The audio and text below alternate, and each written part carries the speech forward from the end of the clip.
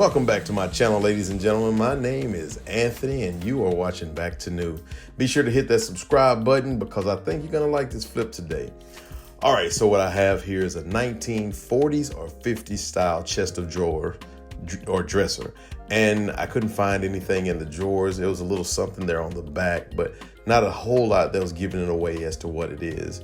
Now, I got this thing from a lady for 20 bucks off of Facebook Marketplace. It's extremely filthy, and I believe the house that it was in before was kind of abandoned. I think she said she had moved out for quite some time ago, and so it had just been in there. It looked like it had a little bit of water damage, but I'm pushing the drawers in here so you can see that they all work.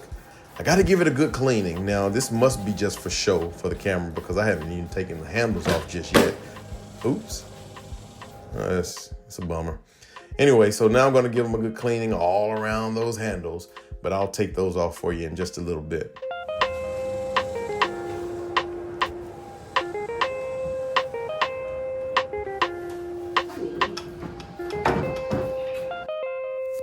Now, what I do know is these handles look really good with this dresser. They're meant to be there.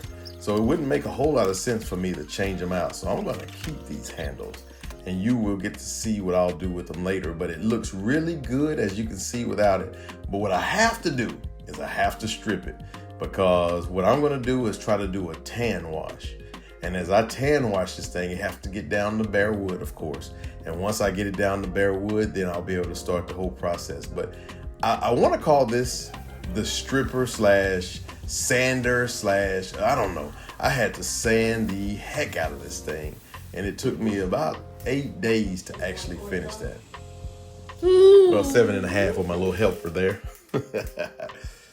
Now, what I'm doing here is I'm showing you how the stripper is starting to peel up. You see it's turning orange and yellowish there. You can kind of see that it's doing its job, but I'm going to take it off. It looks dry, but it's not really dry. It's actually still quite wet.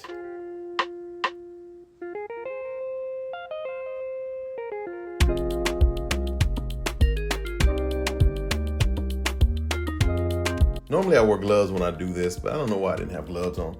So now I have my carbide stripper. I'm gonna go ahead and take this blade. Ah, look at that. My little helper is now fighting me. I gotta strip all of this off. It was so much easier to just do it this way.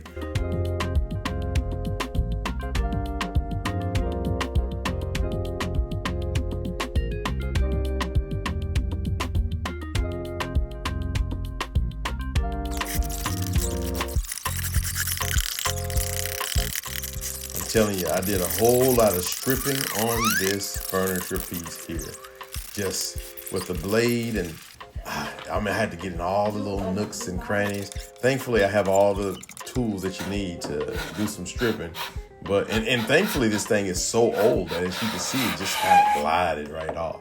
But there's a whole lot of work to be done. It's funny, like all the hard to reach places are usually the places that's most hard to actually get. So even when you have the right tool and you get off in there, it's still quite tough to get those places stripped. But the easy places just come right off. It's pretty simple. But anyway, I gotta clean it. As you see with that vacuum cleaner, you'll see a whole lot of vacuum cleaning. It's a necessary thing. Now it's time to sand. This makes it a tad bit easy. Like I say, it was very easy. I just sanded it right on off. Even though I'm doing this triple speed or whatever it is right now, it came off so easy. It didn't take very long.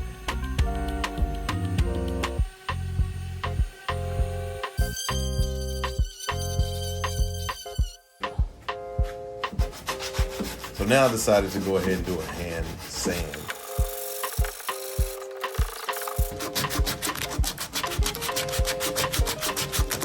Those are some of the hardest places right there. Here we go. We got a vacuum once again. Get up some of those dust particles. It's kind of satisfying.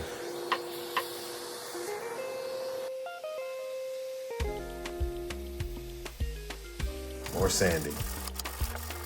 Sanding is okay for the most part, but when you have to do a lot of hand sanding, that's when it gets really tough because it's hard places. You don't really want to mess up the furniture, the edges of the furniture. So even though you may have that soft little foam that you put on, it just doesn't do right sometimes, so you have to do it by hand. It's better and it's safer for the furniture. But fortunately, I have 2 or 3 different types of sanding machines, including my orbital and this one right here. So now I can get off in the corners, and this helps out quite a bit as well. This one seems to be a little bit more heavy duty, so I don't like to use this one too often because I feel like it's too heavy and too strong. So I switch it back and forth. As you can see now, I got the orbital. Now I have to sand it again. I know I don't want to just beat you over the head with the sanding portion, but I have to sand it down to bare wood since I'm doing what it is I'm doing. I want for that bare wood to come. And it's beautiful on top. I mean, that's like almost like a new piece of wood that's been chopped.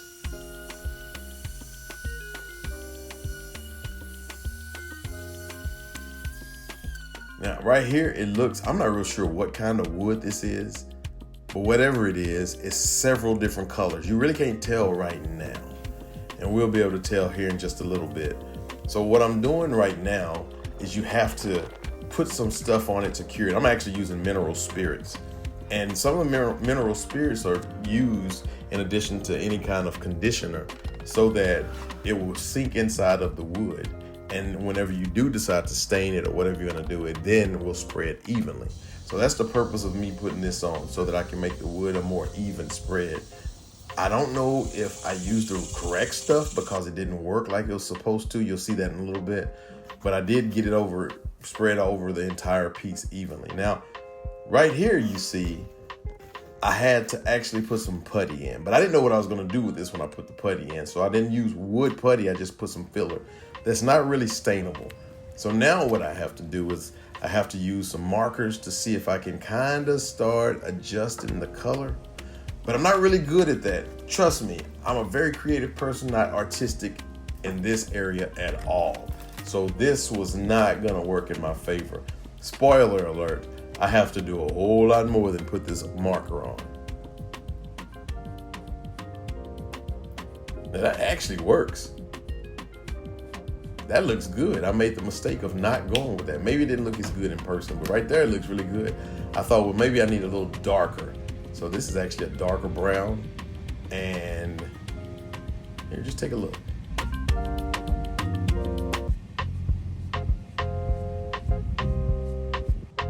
So now what I'm doing is I'm creating my tan washes.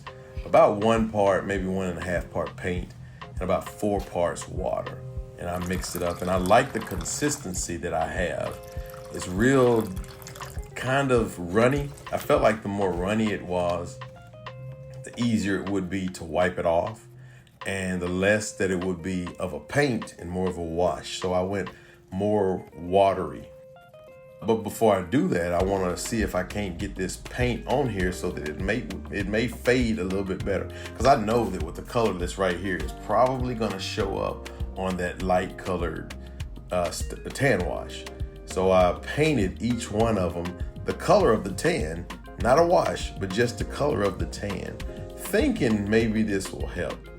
If you've seen some of my previous videos, anytime I have an issue, I'm not the best at working these issues. However, they do get worked out. And you will see that here in just a minute.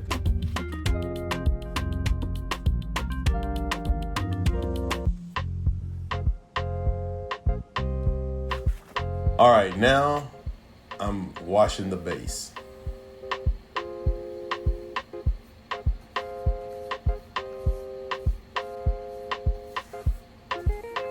Now what I'm doing here is I'm simply putting the 1.5 paint, 4 water, I guess, together. And I'm just, you got to do a small base. I don't know if this whole bottom would be considered a small because it's not a whole heck of a lot. So what I'm doing now is I'm just putting it all on there, and then I'm going to wipe it back after I finish the whole bottom. I actually love the way that it came out at first. You'll get a better picture of it here in just a little bit. So now I'm doing the top. I don't know what's up with the color on this. It's real orangey like, although my shirt looks okay. So I don't know, maybe that's the color of it. I don't know. Nevertheless, this orange and then that tan is really tan, almost like a starburst. I'm putting it on, and you have to put it on again in spots. So I took about a third of it, I guess, and I'm washing it. I'm putting it all on, and then I'm gonna wash it off here in just a second. Got to move a little bit quicker than what it looks like I'm moving, because you don't want to paint it. You just want to kind of just put a little dab on there and then wipe it off.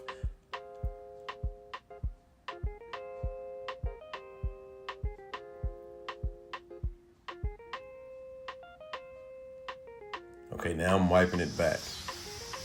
Be sure, if you're going to do this, to have plenty of paper towels on hand. I went and bought 2 rolls of paper towels, and I just basically did it and threw it in the trash. Did it and threw it in the trash.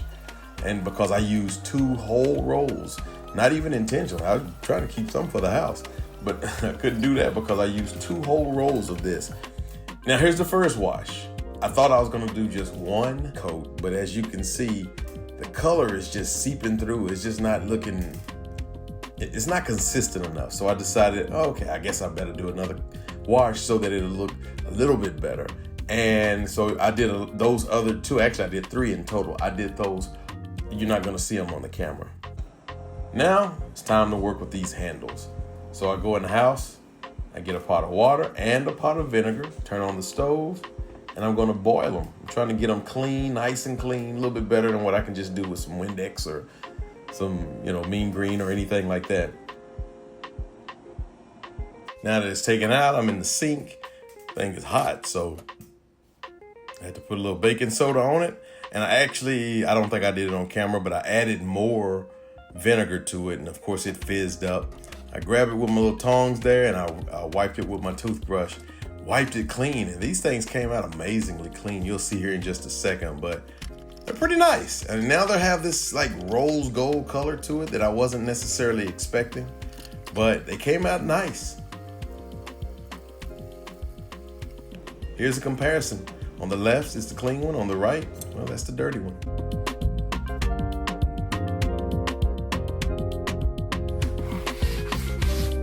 Now it's time to put some polyurethane on. In order to have that, as they call it, buttery smooth finish, you have to sand it. So I think I've already put 1 coat of polyurethane on it. I learned this from, I believe her name is Black Sheep. Look at that, I got a little guest. And she said to use this roller and just use it by hand. So that's what I'm doing right here. So shout out to Black Sheep. Go, if you like these channels, go check hers out. She's amazing. And so I'm doing the whole thing like this. It's a lot easier because when it drips, you can see it a little bit better as opposed to a brush. Like a brush certainly drips a whole lot more. And here we go. Even though it kind of has that rose gold color look, it's not complete. So what I wanted to do now is just spray paint it and make it complete, make it look a whole lot more new. But anyway, it's all done now. Hey y'all, don't forget to go and subscribe, push the like button, comment, and let me remind you of what it looked like before.